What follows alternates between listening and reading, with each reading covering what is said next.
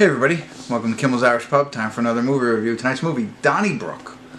Somehow, when I started, what IMDb has started to do when you rate something, it says other recommendations pop up, but like in a little bit below. Never did that before.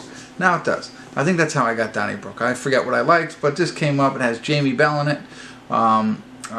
He was in 6 Stories or 6 Seconds, or I forget what it was. That one movie was called that I saw him in. But anyway, this movie is about 2 guys who are preparing for a bare-knuckle brawl that can win them $100,000. So, 6 days. Sorry, 6 days was the movie I rated. IMDb has this at 5.8. Don't know too much more than that about it. Hour and 41 minutes long. I'll get into it a little bit here, give you a better idea of what it's really about, and tell you what I think, see if it's worth watching. So, stick around. I'll be back.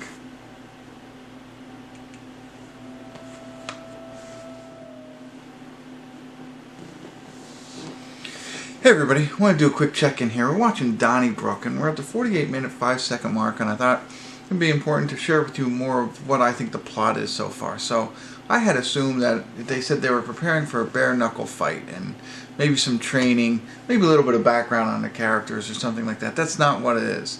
It's complete background on the characters. So, it starts off with our main character, Jarhead Earl, and he's floating down a river with whom seems like his dad, and you know, talking about this fight that he's going to get in for the $100,000, and how did he get the money? And he goes, the only way I know how. And then we flash back, and that's where the most of this first 48 minutes takes place. It's about him. He has a family, a wife, 2 kids, but his whole goal is to get into this fight and win it. And he steals the money, of course, to get the, I guess the entry fee is around $1,000. So he does that. Meanwhile, Frank Grillo is in this, and it's him and his sister, which is kind of like his girlfriend, kind of incestuous, and that kind of relationship, but he's a drug dealer, and he's dealing with Jarhead Earl's wife, and that's how they come a little entangled at that point, but then they go their separate ways. And we're following 2 storylines. We're seeing how Jarhead Earl is continuing to go to this fight, you know, and his route there, and then Frank Grillo's character and his sister on their drug trail. So they're, like I said, they're drug dealers, and you know, they have a meth lab or something like that, and some bad things happen, so on and so forth. I don't want to go into great detail, but this is what we're seeing. We're seeing 2 different stories, kind of, that were intertwined in the beginning, but now continue on their separate paths going forward. Donnybrook is actually the name for the fight. So, that's what we're leaning towards. I'm assuming that Frank Grillo's character is going to go into this Donnybrook. They haven't said that yet, but the synopsis says, watching 2 guys prepare for a bare-knuckle fight. Well, we know Jarhead Earl's going that way, but I don't know about Frank Grillo. Frank Grillo's character is very rough, very mean. You know, he plays a pretty good villain, and that's who he is in this one. Really, really rotten villain, especially the way he treats his sister.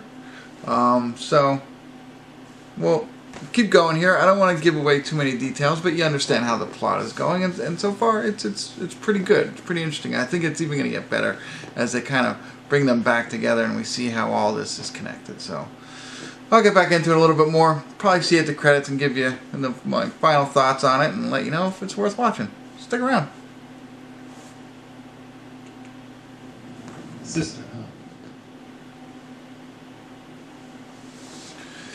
Hey everybody, we're at the credits of Donnybrook here, and a little dark, a little rough movie. I think it gets rougher as it continues to grow. Frank Grillo is a very nasty, ruthless villain in this one. You know, it was interesting. So one of the other things, James Badge Dale was the detective. That was one guy. He was in 24. I believe his name was Chase in 24, and that's where I recognize him. But he plays a role, I believe, of a detective, some sort of cop that is kind of following the trail of Frank Grillo. So Frank Grillo, I told you, cooks his own meth or something like that. Something happens there. I don't want to give you all the details, but the cops catch on to him there. Because of what happens there, he's going to another drug dealer's residence to meet up with him. Something happens there. Of course, the detective is following him around, and that's his role. But it's a I don't know. It's a missed opportunity. I think they have this detective role that seems like it's going to be very important, but very minimal. Very minimal impact in the overall movie. And you can tell there was something more there. There's some sort of, I'll just say, some sort of relationships between the deputy, or the Chase, that's how I'm going to call him, yeah, the deputy, the detective, and Frank Grillo's character. But it's not fleshed out enough to give you enough that you care when push comes to shove, essentially. And you'll see what I mean when you watch this movie.